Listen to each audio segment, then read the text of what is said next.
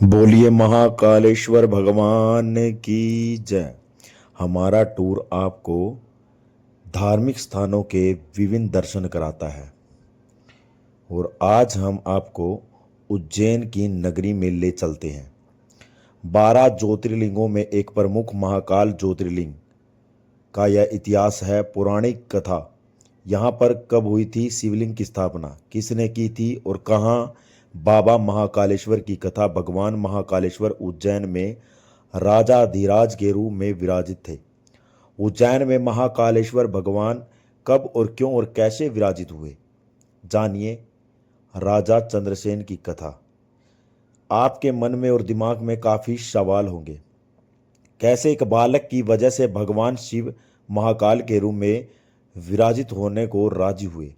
आओ जानते हैं सभी कुछ विस्तार रूप से। काफ़ी लोग यहाँ दर्शन करने मात्र तो आते हैं, लेकिन इन चीज़ों के बारे में शायद ही ज्ञात होगा। उज्जैन में राजा चंद्रसेन का राज था। वह भगवान शिव का परम भक्त था। शिव गणों में मुख्य मणिभद्र नामक गण उसका मित्र था। एक बार मणिभद्र ने राजा चंद्रसेन को एक अत्यंत तेजोमय चिंतामणि प्रदान की। चंद्रसेन ने इसे गले में धारण किया तो उसका प्रभा मंडल तो जगमगा ही उठा, लेकिन साथ ही दूर देशों में उसकी यश कीर्ति बढ़ने लगी। उस मणि को प्राप्त करने के लिए दूसरे राजाओं से प्रयास आरंभ किए। कुछ ने मांग की, कुछ ने विनती की, क्योंकि वह राजा की अत्यंत प्रिय वस्तु थी। अतः राजा ने वह मणि किसी को नहीं दी। अतः वह मणि आकांक्षी राजाओं में आक्रमण कर दिया। शिव भक्त ने चंद्रसेन भगवान महाकाल की शरण में जाकर ध्यान मगन हो गया। जब चंद्रसेन समाधि दिस्त था तब वह गोपी अपने छोटे बालक को साथ लेकर दर्शन हेतु आई। उज्जैन नगरी, आप किसी भी धार्मिक स्थानों पर जाते हो, वृंदावन, उज्जैन, अयोध्या, तो आप हमारे दिए गए नंबरों पर भी कॉल कर सकते हो जो आपको स्क्रीन में नज़र आ रहे हैं। तमाम धार्मिक स्थानों के हम आपको दर्शन कराएंगे, चाहे खाटू श्याम हो, केदारनाथ हो, बद्री विशाल धाम हो। उसके बाद तब क्रुद्ध को माता ने उस बालक को पीटना शुरू कर दिया और समस्त पूजन सामग्री उठाकर फेंक दी। ध्यान से मुक्त होकर बालक चेतना में आया तो उसे अपनी पूजा को नष्ट देखकर बहुत दुख हुआ। अचानक ही उसकी व्यवस्था की गहराई से चमत्कार हुआ। भगवान शिव की कृपा से वह एक सुंदर मंदिर को निर्मित हो गया। मंदिर के मध्य में दिव्य शिवलिंग विराजमान थे एवं बालक द्वारा सज्जित पूजा यथावत उसकी माता का तंद्रा भंग हुई तो वह भी आश्चर्यचकित हो गया। राजा चंद्रसेन को जब शिवजी की अनन्य कृपा से घटित इस घटना की जानकारी मिली तो वह भी उसे शिव भक्त बालक से मिलने पहुंचा। अन्य राजा जो मणि हेतु युद्ध पर उतारू थे वे भी पहुंचे। सभी ने राजा चंद्रसेन से अपने अपराध की क्षमा मांगी और सब मिलकर भगवान महाकाल का पूजन अर्चन करने लगे। तभी वहां राम भक्त श्री हनुमान जी प्रकट हुए और ये बहुत बड़ी बात थी। उन्होंने गोप बालक को गोद में बैठाकर सभी राजाओं और उपस्थित जन समुदाय को संबोधित किया। और आप लोगों से मेरी अपील है, इस वीडियो को अपने परिवार को, अपने बच्चों को जरूर दिखाएं और आप भी दर्शन करें। दिए गए नंबरों पर आप कॉल कर सकते हो हमें, और चैनल को सब्सक्राइब करना ना भूलें। अर्थात शिव के अतिरिक्त प्राणियों की कोई गति नहीं है। इस गो बालक ने अन्यत्र शिव पूजा को मात्र देख रही, बिना किसी मंत्र अथवा विधि विधान के शिव आराधना कर शिव तब सर्वविध मंगल को प्राप्त किया। यह शिव का परम भक्त और गोपजनों की कीर्ति बढ़ाने वाला है। इस लोक में यह अखिल अंत सुखों को प्राप्त करेगा, मृत्योपरांत मोक्ष को प्राप्त होगा। इसी के वंश का 8वां पुरुष महायशस्वी नंद होगा, जिसके पुत्र के रूप में स्वयं नारायण कृष्ण नाम से प्रतिष्ठित होंगे। कहा जाता है भगवान महाकाल तब से ही उज्जैन में स्वयं राजा और प्रजापालक का रूप में विराजमान है। कहते हैं जो एक बार उज्जैन नगरी में जाता है उसे 3 बार दर्शन अवश्य करने होते हैं। पहले दर्शन अगर होते हैं तो उन्हें 1 बार नहीं 3 बार दर्शन करने चाहिए, ऐसा कहा गया है और माना गया है। उज्जैन नगरी, यहाँ पर शिप्रा नदी में लोग नहाते हैं, जहाँ श्री राम भगवान ने पूजा अर्चना की थी, तर्पण किया था। और यहाँ प्राचीन धर्मराज चित्रगुप्त का मंदिर या राम घाट भी है।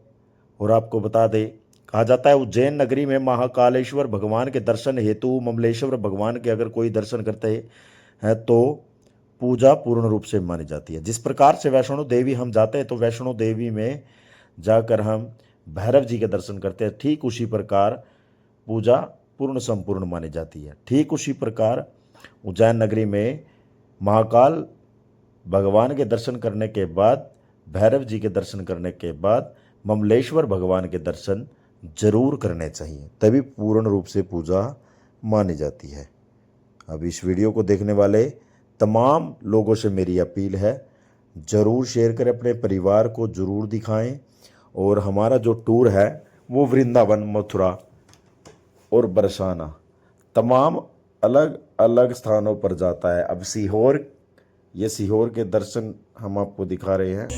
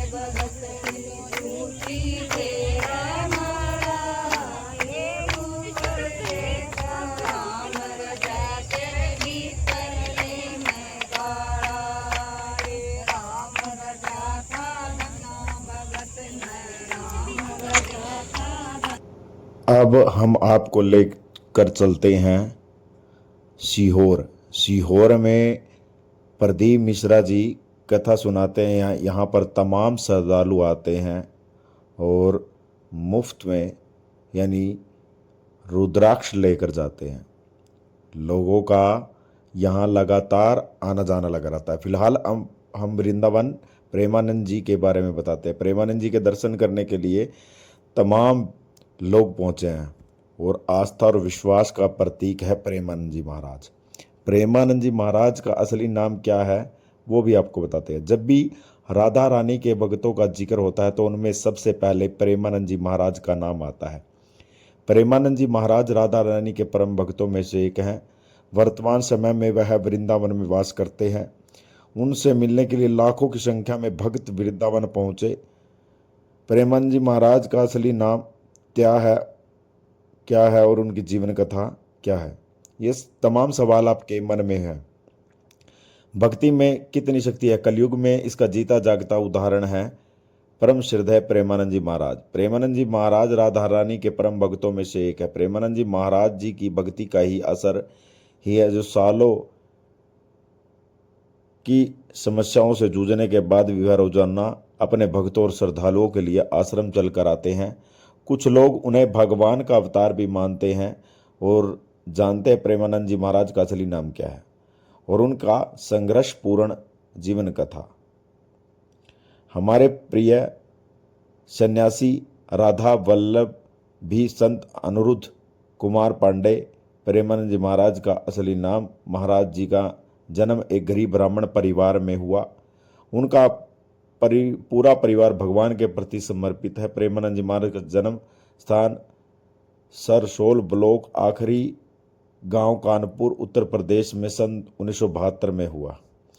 प्रेमानंद जी महाराज के दादा भी सन्यासी थे। उनके घर में बहुत ही पवित्र और भगवान के प्रति समर्पित माहौल रहा। प्रेमानंद जी महाराज जी के पिता श्री शंभू पांडे ने भी बाद के वर्षों में संन्यास स्वीकार कर लिया। उनकी पूजनीय माता श्री रमा देवी दुबे भी बहुत ही धार्मिक थी। वह भी सभी संतों का बहुत सम्मान किया करती थी। उनके माता पिता दोनों ही नियमित रूप से मंदिरों और अन्य धार्मिक स्थलों से संत सेवा किया करते थे। बाबा जी के बड़े बड़े भाई भी हैं। घर में पवित्र माहौल ने प्रेमानंद जी के मन में आध्यात्मिक ज्योति को बढ़ा दिया। प्रेमानंद जी महाराज ने बहुत ही कमाइयों में पूजा पाठ यानी 16 वर्ष में शुरू कर दिया। बचपन में 5वीं क्लास से ही उन्होंने भगवत गीता भी पढ़ना शुरू कर दिया था। छोटी सी ही उम्र में महाराज जी जीवन के हर पहलुओं के बारे में सोचना शुरू कर दिया। ऐसा कहा जाता है एक बार महाराज जी ने मन में सवाल आया कि क्या माता पिता का प्यार हमेशा बना रहता है। वह लगातार आध्यात्मिक तलाश में जुट गए। आखिरकार प्रेमानंद जी महाराज को 9वीं कक्षा में ही आध्यात्मिक जीवन जीने और ईश्वर तक पहुंचने वाले मार्ग की खोज करने का फैसला लिया। वे इस नए काम करने के लिए अपने परिवार को अलग होने के लिए तैयार थे। जिस वक्त महाराज जी ने यह फैसला लिया उनकी उम्र 13 वर्ष थी। वह बिना किसी को बताए सुबह 3 बजे अपने घर से निकल गए। युवावस्था में घर त्यागने के बाद उन्होंने नैष्ठिक ब्रह्मचारी की दीक्षा ग्रहण कर ली संत के रूप में। उनका नाम श्री अनंत स्वरूप ब्रह्मचारी था और उसके बाद उन्होंने जीवन भर के लिए संन्यास ले लिया। महाकाव्य को अपनाने के बाद उन्हें एक और नाम मिला जो स्वामी आनंदाश्रम। महाराज जी ने अपने प्रवचनों से कई बार जिक्र किया कि वह अपने प्रारंभिक जीवन में भगवान शिव के भक्त थे। वह भगवान शिव की शिक्षाओं का पालन किया करते थे। उन्होंने कभी भी आश्रय या पदानुक्रमित जीवन को स्वीकार नहीं किया। उन्होंने अपने जीवन का अधिकांश जीवन अकेले और अन्य दिव्य संतों के साथ मिलकर बिताया। संत के रूप में बाबा जी ने कभी भी मौसम भोजन कपड़ों को लेकर किसी तरह की कोई परवाह नहीं की। वह हरिद्वार और वाराणसी के घाटों पर आसपास भी रहा करते थे। वह हमेशा गंगा स्नान किया करते थे, फिर चाहे वह कड़कती हुई ठंड क्यों ना हो। इसमें कोई संदेह नहीं कि महाराज जी को भगवान शिव का आशीर्वाद प्राप्त है जो ज्ञान और करुणा का पराकाष्ठ है। हालांकि महाराज जी ने अपने लक्ष्य को नहीं छोड़ा और बाद में एक संत प्रेरणा से प्रभावित होकर स्वामी श्री राम शर्मा द्वारा आयोजित रासलीला में गए। पूरे 1 महीने तक वह रामलीला में मौजूद रहे। महाराज को इस समय तक शायद ही यह एहसास हो गया कि वृंदावन हमेशा के लिए उसका दिल चुरा लेंगे और वह उनका स्थायी एड्रेस बन जाएगा। वह मथुरा की ट्रेन पकड़कर अन्य संतों के साथ मथुरा पहुंच गए। जब महाराज जी वृंदावन पहुंचे तो वो किसी को नहीं जानते थे और श्री धाम वृंदावन की सुंदर संस्कृति से बिल्कुल अनभिज्ञ थे। महाराज जी ने इसके बाद रोजाना वृंदावन की परिक्रमा किया करते थे और श्री बांके बिहारी के दर्शन किया करते थे। इस दौरान उनकी मुलाकात कई संतों से हुई। एक दिन एक महान संत ने उन्हें सलाह दी कि उन्हें राधा वल्लभ मंदिर में जाना चाहिए। पूज्य श्री हित मोहित मराल गोस्वामी जी श्री प्रेमानंद जी ने दीक्षा के लिए संपर्क किया।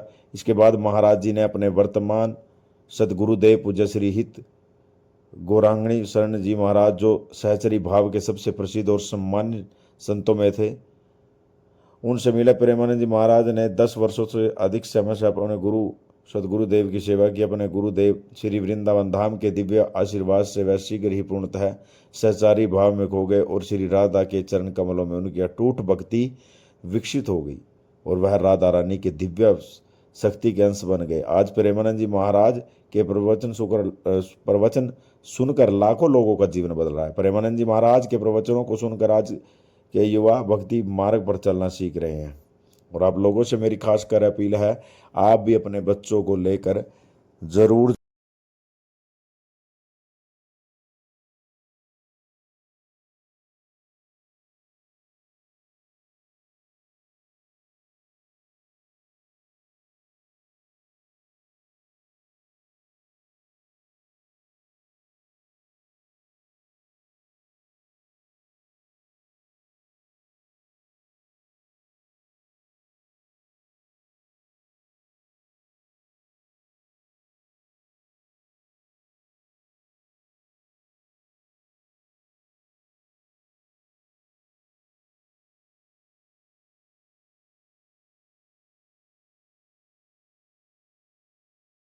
अब वृंदावन की कहानी। वृंदावन उत्तर प्रदेश के मथुरा जिले का एक ऐतिहासिक शहर है। वृंदावन ब्रज भूमि क्षेत्र के प्रमुख जगहों में से एक है। पौराणिक कथाओं के अनुसार वृंदावन में श्री भगवान श्री कृष्ण ने अपना बचपन बिताया था। वृंदावन मथुरा शहर से सिर्फ 10 किलोमीटर की दूरी पर है। वृंदावन की यात्रा के बिना मथुरा को घूमना अधूरा माना गया। वृंदावन के कण कण में भगवान श्री कृष्ण की लीलाएं हैं। जैसे बरसाना में भी बहुत ही महत्व है। भगवान श्री कृष्ण राधा की इस पवित्र जगह को वृंदावन धाम के नाम से जाना जाता है। हाल ही में आपको बता दें, मथुरा के विभिन्न मंदिरों में देखने के बाद अगले दिन मैंने वृंदावन जाना तय किया। मथुरा से वृंदावन लगभग 10 किलोमीटर की दूरी पर है। मथुरा से वृंदावन जाने के लिए आप अपनी टूर ट्रैवल बस में ज़रूर जाएं, जो आपको मात्र कुछ ही समय में पहुंचा देगी। जैसे ही आप अपनी टूर ट्रैवल बसें आपकी जाती हैं और वहां पर आपको ई रिक्शा या ऑटो रिक्शा से उतर कर जाना होता है। उसका कारण ये रहता है क्योंकि दूर धार्मिक स्थानों पर मंदिरों के पास बसें नहीं जाती। काफ़ी श्रद्धालु ये सोचते हैं कि वहाँ पर बसें आखिरकार क्यों नहीं जाती। कारण क्या रहता है? क्योंकि वहाँ पर प्रशासन ने अलाउड नहीं कर रखी है। आप लोगों से मेरी बार बार अपील रहेगी कि आप ज़रूर जाएं, लेकिन किसी प्रकार से ये मत सोचे कि आखिरकार हम बसों में क्यों नहीं जा सकते। लेकिन बस सिर्फ मात्र कुछ ही दूरी पर खड़ी होंगी। मंदिरों के दर्शन आपको ऑटो ई रिक्शा द्वारा कराए जाते हैं। और आगे का हमारा जो टूर रहेगा वो भी आपको बता दें।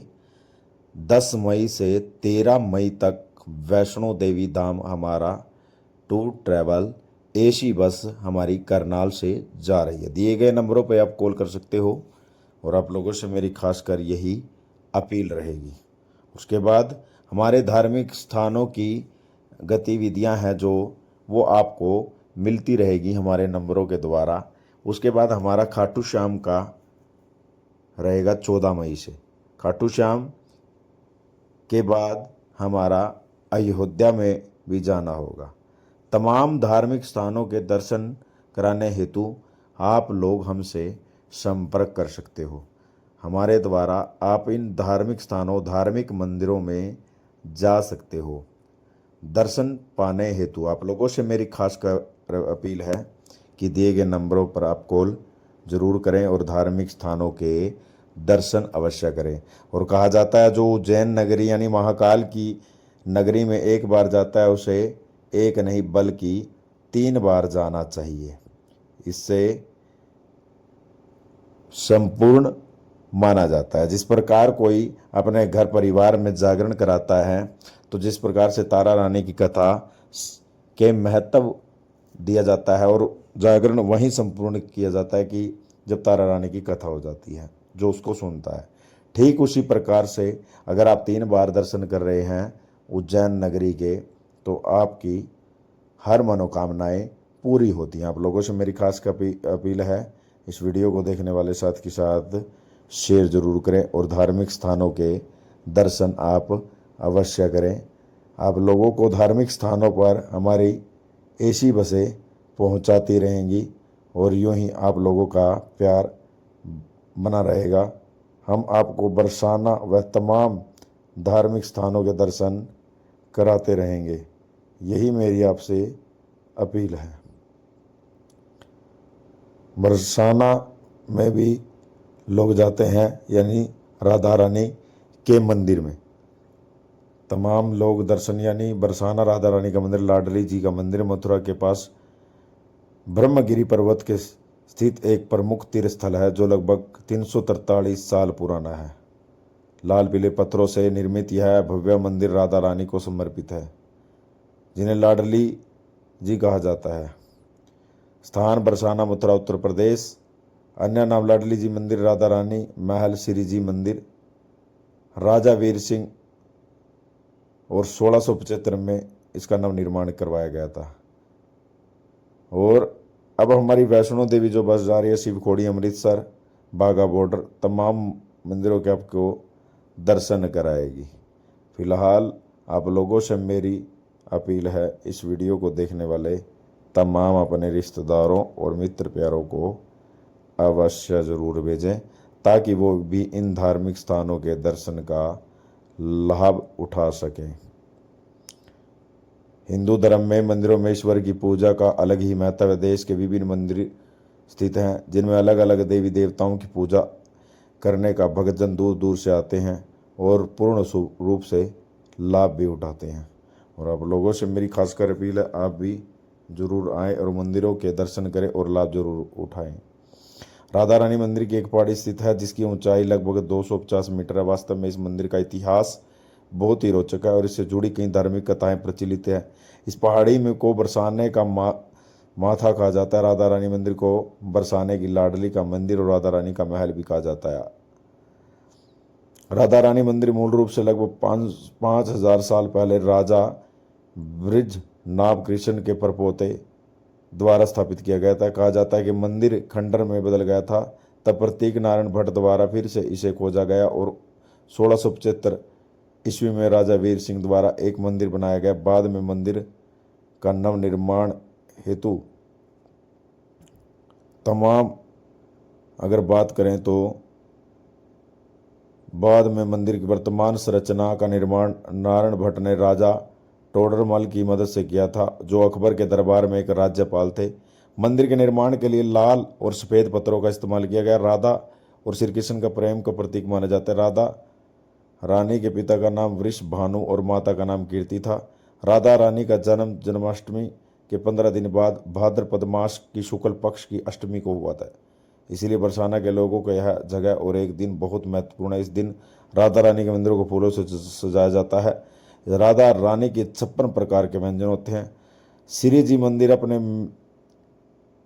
मेहर राबो स्तंभ और लाल बलुआ पत्थर के साथ है। मुगल काल की संरचना की तरह दिखता है। यह लाल बलुआ पत्थर से बना है। इसकी आंतरिक दीवारें और छत भी जटिल है। हाथ की नक्काशी सुंदर मेहरबान उत्तम चित्रों से सजा है। मंदिर के लाल सफेद पत्थरों को राधा रानी कृष्ण के प्रेम का प्रतीक माना जाता है। इस मंदिर में 200 से अधिक सीढ़ियां हैं जो जमीन से मुख्य मंदिर की ओर जाती हैं। इस मंदिर की ओर जाने वाली सीढ़ियों को तल पर वृषभानु महाराज का महल है, जहाँ वृषभानु महाराज कीर्ति का राधा की माँ श्री धामा राधा की सहोदर श्री राधिका की मूर्तियां। इस महल के ब्रह्मा जी का मंदिर भी स्थित है। इसके अलावा पास में अष्ट सखी मंदिर है, जहाँ राधा और उनकी प्रमुख सखियों की पूजा की जाती है। चूंकि मंदिर पहाड़ी की चोटी पर स्थित है, इसीलिए मंदिर के परिसर से पूरा बरसाना को देखा जाता है। जय माता दी, जय राधा।